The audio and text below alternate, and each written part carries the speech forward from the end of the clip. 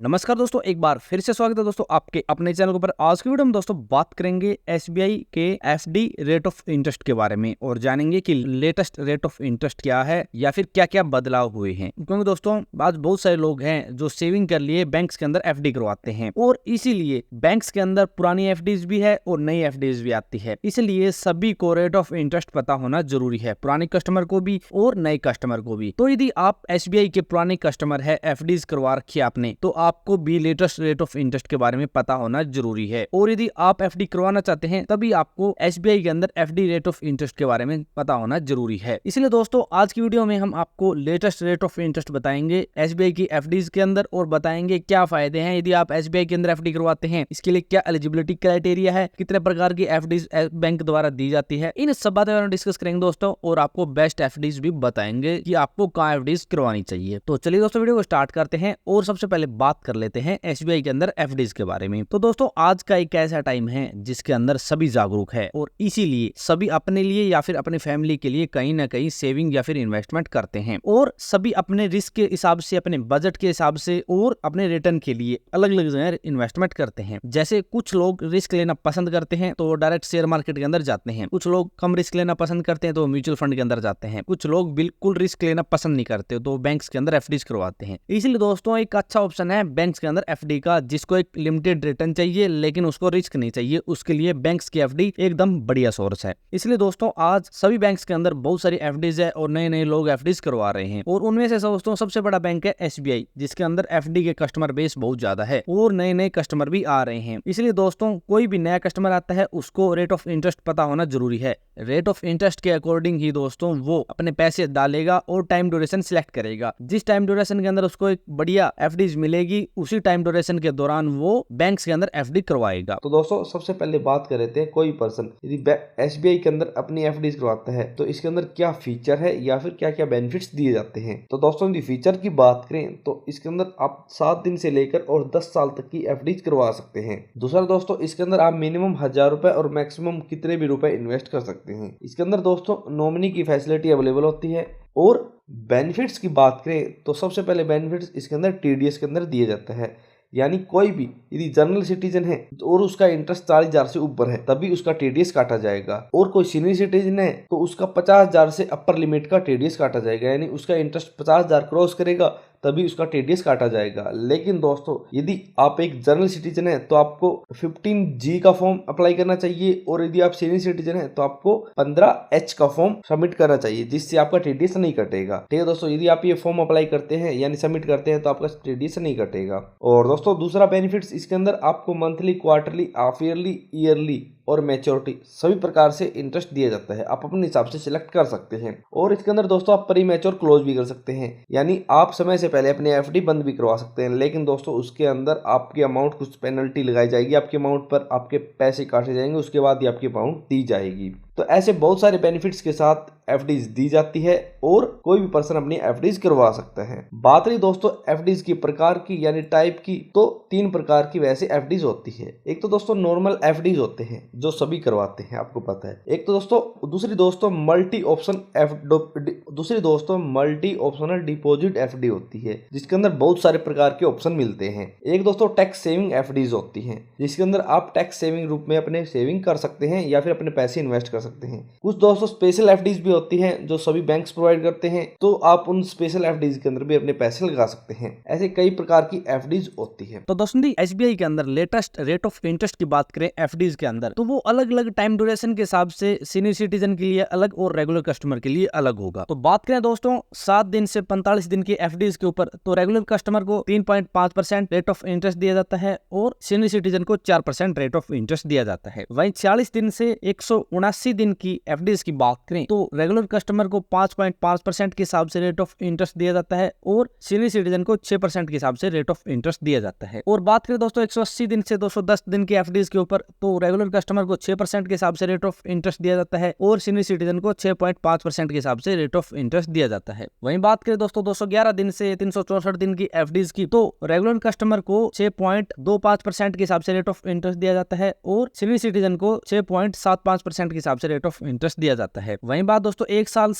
साल या फिर 364 दिन की एफडीज की करें तो रेगुलर कस्टमर को 6.8% के हिसाब से रेट ऑफ इंटरेस्ट दिया जाता है और सीनियर सिटीजन को 7.3% के हिसाब से रेट ऑफ इंटरेस्ट दिया जाता है। वहीं बात दोस्तों 2 साल से 3 साल की एफडीज की करें तो रेगुलर कस्टमर को 7% के हिसाब से रेट ऑफ इंटरेस्ट दिया जाता है और सीनियर सिटीजन को 7.5% के हिसाब से रेट ऑफ इंटरेस्ट दिया जाता है। वहीं बात दोस्तों 3 साल से 4 साल की एफडीज की करें तो रेगुलर कस्टमर को 6.75% के हिसाब से रेट ऑफ इंटरेस्ट दिया जाता है और सीनियर सिटीजन को 7.25% के हिसाब से रेट ऑफ इंटरेस्ट दिया जाता है। वहीं बात दोस्तों 5 साल से 10 साल की एफडीज की करें तो रेगुलर कस्टमर को 6.5% के हिसाब से रेट ऑफ इंटरेस्ट दिया जाता है और सीनियर सिटीजन को 7.5% के हिसाब से रेट ऑफ इंटरेस्ट दिया जाता है। और दोस्तों इसके बाद बात आती है कुछ स्पेशल एफडीज की जो एसबीआई द्वारा चलाई जाती है, जिसका नाम है अमृत कलश एफडीज। इसके ऊपर दोस्तों रेगुलर कस्टमर को 7.1% के हिसाब से रेट ऑफ इंटरेस्ट दिया जाता है और सीनियर सिटीजन को 7.6% के हिसाब से रेट ऑफ इंटरेस्ट दिया जाता है। तो इसी प्रकार से दोस्तों कोई पर्सन 2 करोड़ से ऊपर की एफडीज की बात करें तो अलग रेट ऑफ इंटरेस्ट रहेगा। जैसे 7 दिन से 45 दिन की एफडी के ऊपर रेगुलर कस्टमर को 5% के हिसाब से रेट ऑफ इंटरेस्ट दिया जाता है और सीनियर सिटीजन को 5.5% के हिसाब से रेट ऑफ इंटरेस्ट दिया जाता है। वहीं बात दोस्तों 40 दिन से 179 दिन की बात करें तो रेगुलर कस्टमर को 5.75% के हिसाब से रेट ऑफ इंटरेस्ट दिया जाता है और सीनियर सिटीजन को 6.25% के हिसाब से रेट ऑफ इंटरेस्ट दिया जाता है। वहीं बात दोस्तों 180 दिन से 210 दिन की एफडीज की करें तो रेगुलर कस्टमर को 6.5% के हिसाब से रेट ऑफ इंटरेस्ट दिया जाता है और सीनियर सिटीजन को 7% के हिसाब से ब्याज दर दी जाती है। और 211 दिन से 1 साल की एफडी की बात करें तो दोस्तों रेगुलर कस्टमर को 6.75% के हिसाब से ब्याज दर दी जाती है और सीनियर सिटीजन को 7.25% के हिसाब से ब्याज दर दी जाती है। 1 साल से 2 साल की एफडी की बात करें तो रेगुलर कस्टमर को 6.8% के हिसाब से ब्याज दर दी जाती है और सीनियर सिटीजन को 7.3% के हिसाब से ब्याज दर दी जाती है। और 2 साल से 3 साल की एफडी की बात करें तो दोस्तों रेगुलर कस्टमर को 6.75% के हिसाब से रेट ऑफ इंटरेस्ट दिया जाता है और सीनियर सिटीजन को 7.25% के हिसाब से रेट ऑफ इंटरेस्ट दिया जाता है। 3 साल से 5 साल की एफडी के अंदर दोस्तों रेगुलर कस्टमर को 6.25% के हिसाब से रेट ऑफ इंटरेस्ट दिया जाता है और सीनियर सिटीजन को 6.75% के हिसाब से रेट ऑफ इंटरेस्ट दिया जाता है। 5 साल से 10 साल की एफडी की बात करें तो दोस्तों रेगुलर कस्टमर को 6% के हिसाब से रेट ऑफ इंटरेस्ट दिया जाता है और सीनियर सिटीजन को 6.5% के हिसाब से ब्याज दर दी जाती है। लेटेस्ट रेट ऑफ इंटरेस्ट है दोस्तों एसबीआई के अंदर एफडी करवाते हैं तो उनके लिए।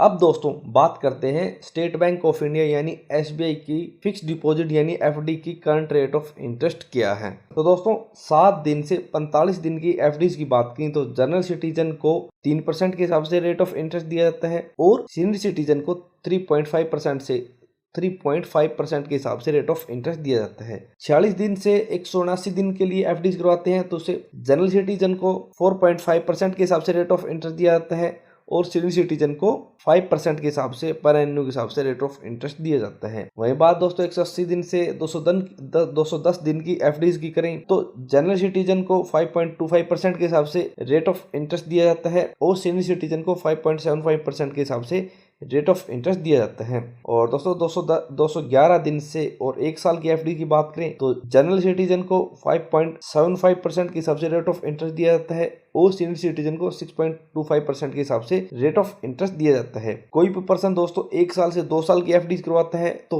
जनरल सिटीजन को 6.8% के हिसाब से रेट ऑफ इंटरेस्ट दिया जाता है और सीनियर सिटीजन को 7.3% के हिसाब से रेट ऑफ इंटरेस्ट दिया जाता है। और बात करें 400 दिन की एफडीज की तो जनरल सिटीजन को 7.1% के हिसाब से रेट ऑफ इंटरेस्ट दिया जाता है और सीनियर सिटीजन को 7.6% के हिसाब से रेट ऑफ इंटरेस्ट दिया जाता है। और 2 साल से 3 साल की एफडी की बात करें दोस्तों तो जनरल सिटीजन को 7% के हिसाब से रेट ऑफ इंटरेस्ट दिया जाता है और सीनियर सिटीजन को 7.5% के हिसाब से रेट ऑफ इंटरेस्ट दिया जाता है।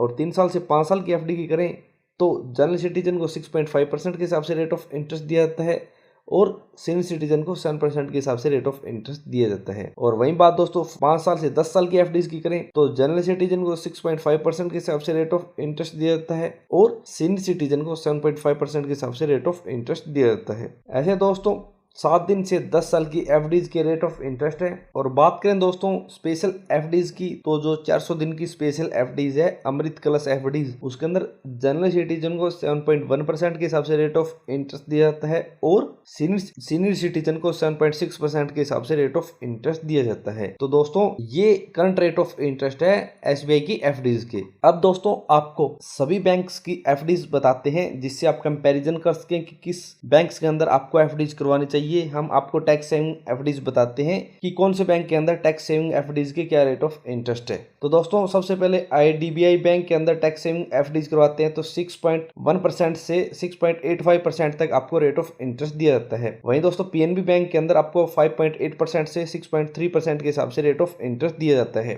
और आईडीएफसी बैंक के अंदर दोस्तों आपको 6.5% के हिसाब से रेट ऑफ इंटरेस्ट दिया जाता है। और दोस्तों एक्सिस बैंक के अंदर आपको 6.1% से 6.85% के हिसाब से रेट ऑफ इंटरेस्ट दिया जाता है। और एचडीएफसी बैंक के अंदर आपको 6.1% के हिसाब से 6.1% से 6.6% के हिसाब से रेट ऑफ इंटरेस्ट दिया जाता है। इंसुलेंट बैंक के अंदर दोस्तों आपको 6.75% से 7.5% के हिसाब से रेट ऑफ इंटरेस्ट दिया जाता है। और एसबीआई के अंदर दोस्तों आपको 6.1% से 6.6% के हिसाब से आपको रेट ऑफ इंटरेस्ट दिया जाता है। और दोस्तों आरबीएल बैंक के अंदर आपको 6.55% से 7.05% के हिसाब से रेट ऑफ इंटरेस्ट दिया जाता है। और कैनरा बैंक के अंदर दोस्तों आपको 6.5% के हिसाब से रेट ऑफ इंटरेस्ट दिया जाता है। और बैंक ऑफ बड़ौदा के अंदर 6.65% से 6.3% के हिसाब से रेट ऑफ इंटरेस्ट दिया जाता है। यूनियन बैंक के अंदर दोस्तों आपको 6.7% के हिसाब से रेट ऑफ इंटरेस्ट दिया जाता है। और पंजाब एंड सिंध बैंक के अंदर दोस्तों आपको 6.1% से 6.6% के हिसाब से रेट ऑफ इंटरेस्ट दिया जाता है। तो दोस्तों ये टोटल बैंक की एफडीज है। यदि आपको कंपैरिजन करना है तो आप कंपैरिजन भी कर सकते हैं सीनियर सिटीजन के हिसाब से